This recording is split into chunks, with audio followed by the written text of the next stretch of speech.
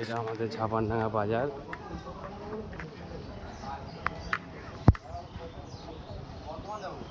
এটা ঝাপানডাঙ্গা স্টেশন সামনেই আছে।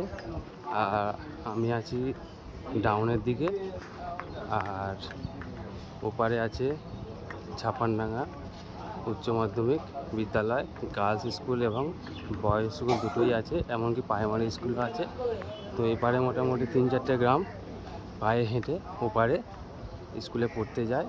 তো মোটামুটি অনেক বাচ্চারা যায়, এই দেখুন যেমন অনেক মেয়েরা পায়ে হেঁটে স্কুল যাচ্ছে। এখানে গেট নেই বহুত দিন ধরে, আমি যখন ছোটো ছিলাম তখন থেকে এখানে গেট নেই। এখন মোটামুটি আমি কলেজ পাস করেছি, বহুদিন হয়ে গেল, এখনও পর্যন্ত গেট নেই। ঝাপানডাঙ্গা স্টেশন দেখতেই পাচ্ছেন, ঝাপানডাঙ্গা রেলওয়ে স্টেশন। এটা হচ্ছে হাওড়া বর্ধমান গড লাইন লোকালের মধ্যে পড়ছে। তো অনেক বাচ্চারা এখানে একভাবে যাচ্ছে। কালকে এখানে একটা অ্যাক্সিডেন্ট হয়েছে, টিকিট কাটতে গেছে একটা প্যাসেঞ্জার, সে গাড়ি ধাক্কায় প্রাণ হারিয়েছে।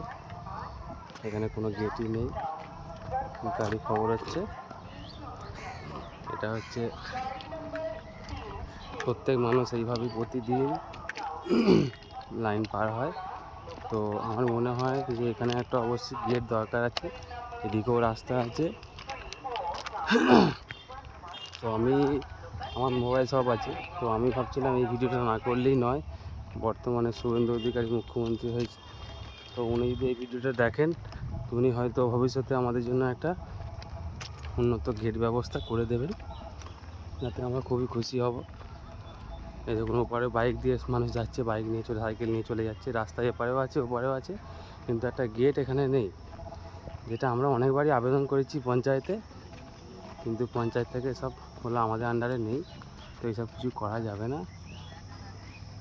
তো এইখান থেকে সামনে থেকে এই দিক দিয়ে একটা রাস্তা বেরিয়ে যাচ্ছে, সামনে একটু এগিয়ে গিয়ে স্কুল, উচ্চ মাধ্যমিক স্কুল আছে। এই দেখুন সব মহিলা মেয়েরা সব পায়ে হেঁটে এখানে প্রতিদিন নিত্য নৈমিত্তিক এরা কষ্ট করে, গেট নেই, লাইন পেরিয়ে এখানে স্কুল যায়।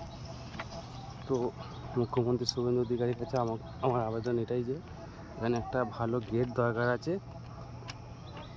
অবশ্যই গেটের দরকার আছে। যদি এটা করেন তো এখানকার সাধারণ মানুষ খুবই উপকৃত হবে। ধন্যবাদ।